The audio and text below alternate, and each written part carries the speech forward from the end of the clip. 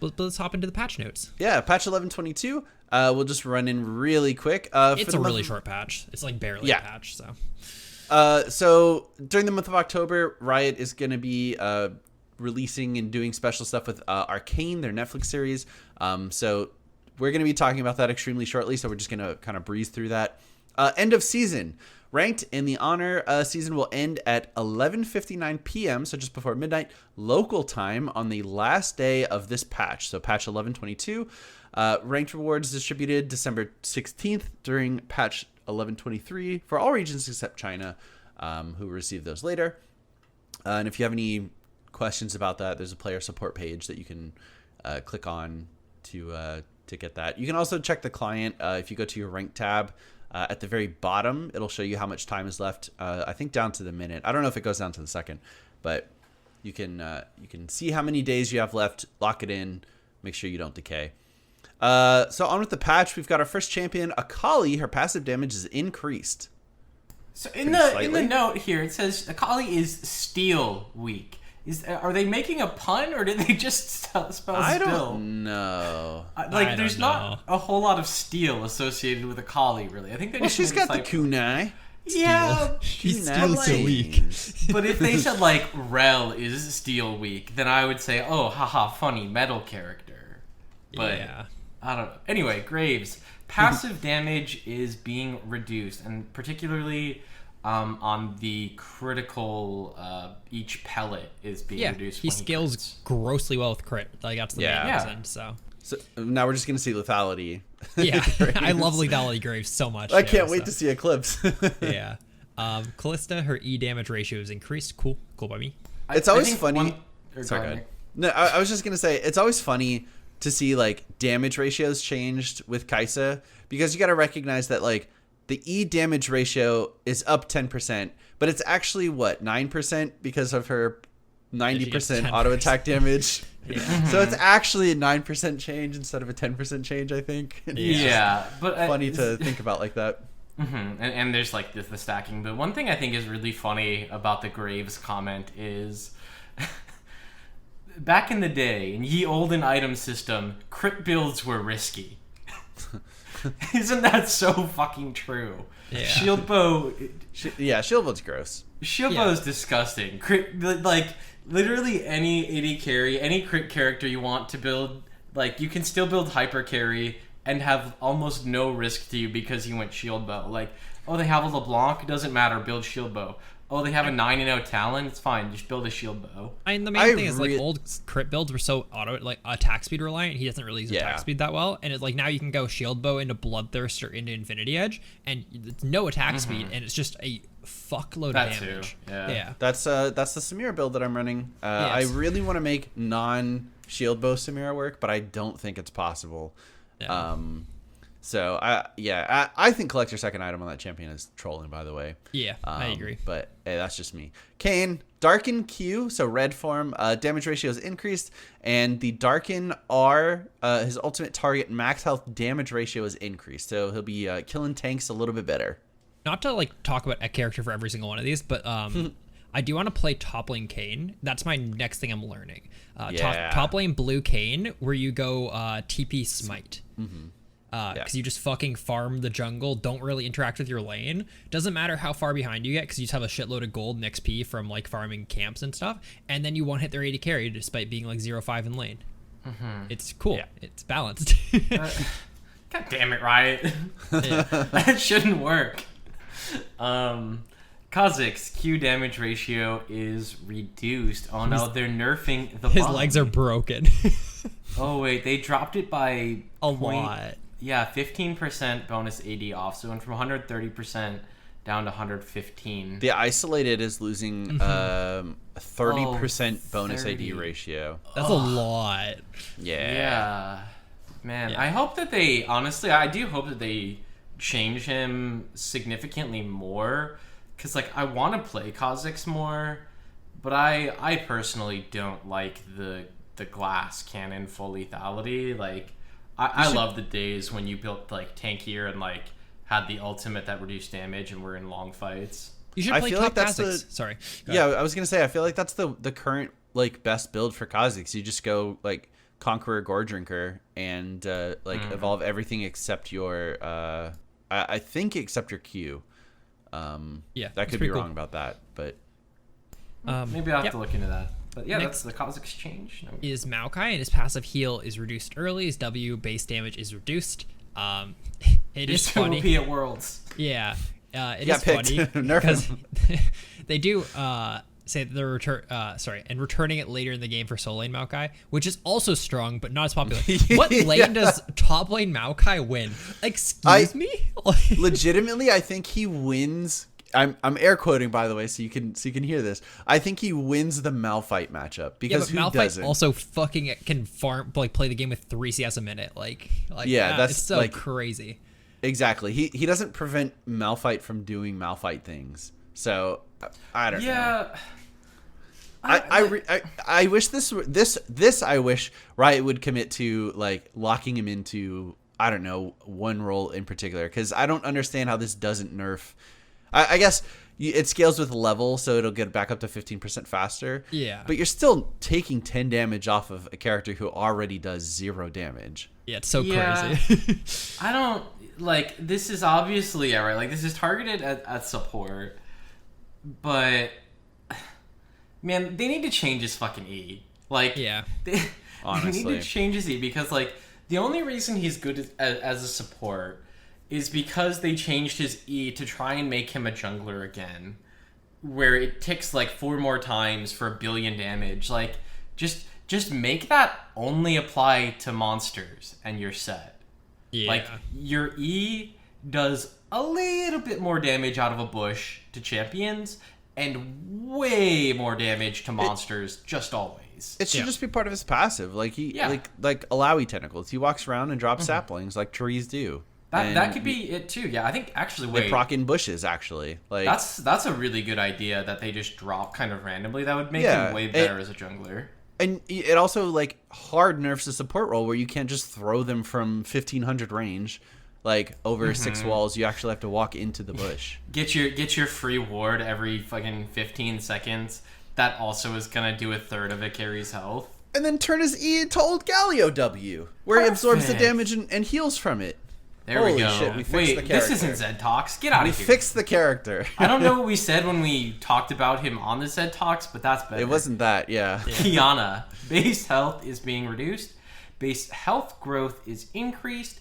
Q damage is being changed, and E damage is being changed. This is one where you go watch the Freak version of the patch rundown, because he'll math out everything for you here. That's my biggest recommendation. If there's ever a big math change, go watch Freak's video. He just fucking puts together like spreadsheets to like math it all out. So yeah, which will basically show you like where is it weaker, where is it stronger, and where is the break even, right? So like your early health is down, and the damage on your Q early is up early. Yeah. Well, no, it's down across the board. It's down early. It scales. The base damage scales harder, but the bonus AD ratio. Yeah. Well, okay. So it's down entirely except for at rank 5. At rank 4, it does 5 more, and rank 5 it does 10 more. Yeah. The damage ratio down is down 0.15. So that's just a pretty solid nerf to her Q. I don't know why they didn't just call it a nerf. The E is. The base damage is the same idea. Up. Yeah, base damage is up. The ratio's down. It's really funny because this just nerfs mid lane Kiana, which isn't seeing play, without actually like, I don't know, impacting the jungle portion of her kit. Yeah, which is the cool problematic jungler, portion. She is. I like her as a jungler. Yeah, this is weird because like these are just nerfs. Yeah, but I guess they didn't want to say that, so they called everything changed. Yeah. Anyway. Renekton, he's next. Yeah, W stun and lockout durations are increased. They've reverted the Renekton W changes just in time for Worlds to be over. Is that bad of a idea? So it's not great game design, but you know Renekton is literally only problematic in pro play, and right before Worlds you literally just nerf his stun, and then after Worlds you buff it back. Like, that's not the worst thing in the world. And he's still, like, playable. Like, fucking Genji's top laner couldn't play anything else, so he played Renekton, like, every game. I don't know. I don't good hate game it. Design, but I don't hate it just so we can get a little bit of variety, because obviously he's too strong in pro play. Yeah. But I do think it's funny that, like, well, we don't know what to do. Let's just make him unplayable for a patch. Yeah. And then bring him right back. At that point, if that's really the intent behind it, either make a competitive like realm where, hey, like for solo queue, Renekton is what Renekton is, but like when we're playing in LEC on LCS at Worlds, like this is the version of Renekton you get, which is half a second less on his stun. I think that's only bad because like everyone boot camps on one region. Yeah. Like and at that point, I would say like that's why that would be bad. Is because everyone's like playing on the solo queue. They've done stuff like that. They haven't done it with actual balance changes, but they've done it where like LCS finals are on X patch and there's a bug with a character, and they'll not fix the bug for the patch, but they'll fix it for the pro play tournament patch. Interesting. They'll like do stuff like that where honestly they could do that for like a balance change. Like it's not the worst thing. Like it's a little sloppy, but yeah, it's sloppy. And honestly, like if they were to go that route, I would rather have them just like disable characters for tournaments if they're that problematic, and then that's not something I would want. Yeah, I don't think any character should be disabled for tournaments. Yeah, I agree. I think new characters should be enabled. Fuck it. I agree. Auction should be fucking enabled. I do too, because like I mean, outside of bugs ruining games, which I think with like Chrono Break the way it is, I feel like currently they can reset it and fix it if something bad happens. But like if you want to take something that's brand new, that's a big risk.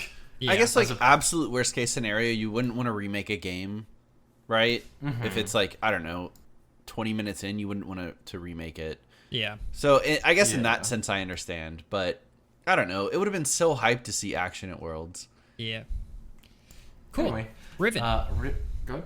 Riven. I actually talked about her a lot the last couple of like shows, but and a lot on the Discord. They are giving her some buffs because she's pretty low win rate.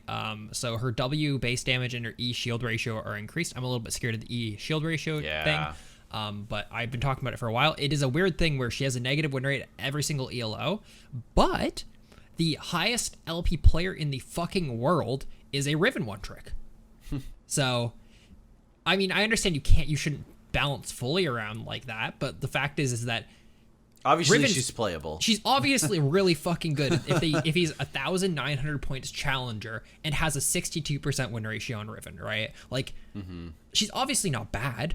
But like I understand, like if she has a negative win rate in every single ELO, you can't be like, well, this the best player in the world has a positive win rate, so we need to nerf her. Like I understand you can't do that, but like obviously there's a fucking disconnect between how hard she is to play at the highest level versus how like versus her value at like other levels of play, right? And maybe that needs to be addressed. And we talked about that last week a bit, but it's like this is indicative of something being wrong with the character and from a design perspective. Exactly. Because if even like challenger players with 100 games can't make it work, but only like this one guy can, there's something wrong with that character, or this player is actually so good that if he was playing fucking Yasuo, he'd have a 70% win rate and get 2,500 points, which I don't think is the case. Yeah, I agree. I don't think that player, could possibly be that much better than everyone else in the world. Up next, we've got Varus. His E damage ratio is increased. That's a pretty big increase too, by the way. Yeah, they've added 30% to the bonus AD ratio, so giving him a lot more strength with AD builds, but really, doing almost nothing for on-hit. Yeah, that's a 50% increase in AD ratio. Like from what it used to be. That's pretty big. It's great. Vi's up next. Her Q and R have gone through improvements for consistency. Did you realize that there were still champions whose like CC or abilities or whatever varied? I literally highlighted that like on stream. I was like, yeah, because like every single character in the game, for those who don't know, in season 1, every knockup in the game it was fucked. had variable like lengths. Yeah. And then they a couple of years back, I mean like season 5, went and changed every single knockup so that it was like just standard durations. And I guess they fucking forgot to do it with Vi with her ultimate, so they fixed that. I don't know. How does that even enter the game? Who like? Why would that ever be a good thing? I'm sure it was like based off like tick rate originally and stuff like that, but I have no that's idea. true, maybe, yeah. But it's crazy. Yeah, that would be my guess. Is that initially it was an issue of like tick rate, but yeah, that's weird. And even like the fact of like how her Q charge was incremental every quarter second, and now it's like been smoothed out to like every millisecond or whatever. Like stuff like that, you're just. I'm trying to think of other characters, but like inching each quarter second, like Varus Q Varus Q, Xerath Q. Like when you charge those, Xerath Q doesn't.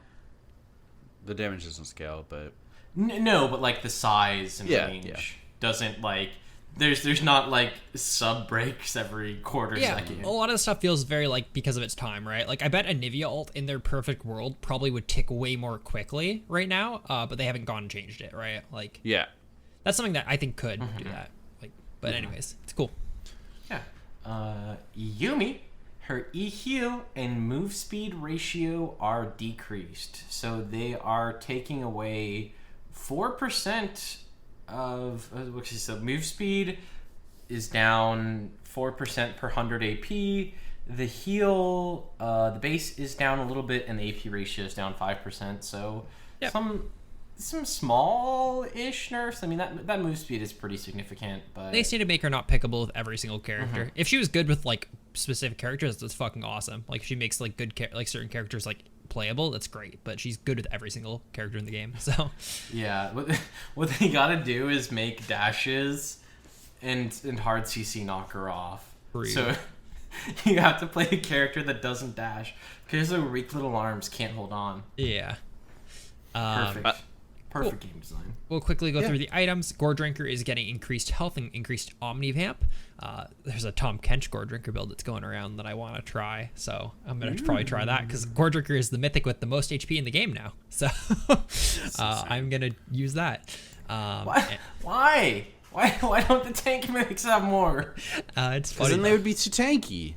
But yeah, you can build a Gore Drinker Tom Kench build where you go with like item ability haste, and he already builds a ton of ability haste. So like late game, your Gore Drinker's on like a 6 or 7 second cooldown on Tom Kench. That's disgusting. How do you kill that man? Yeah, it's crazy. I'm excited though. And then there's just lots of bug fixes, lots of like things that have been needed to get changed, like the skip waiting for stats, which literally just doesn't do anything. It doesn't mean anything, so they just removed it. So I'm excited. And then they showed some upcoming skins, which we'll talk about a little bit, but it's Victorious Blitzcrank, Arcane Jace, and Arcane Vi. I'm so disappointed it's Victorious Blitzcrank. Really? I'm so excited. I love Blitzcrank. I don't. He's one of my favorite characters in the entire game. I also hit Master Tier playing him, so maybe it's like biased a little bit. Yeah, I was gonna say but I feel like Leona should have been perfect. Like it's a support who's had a solo queue presence as well as a pro play presence. But again, but she's not a robot. Well. He looks pretty cool though. She has a robotic skin.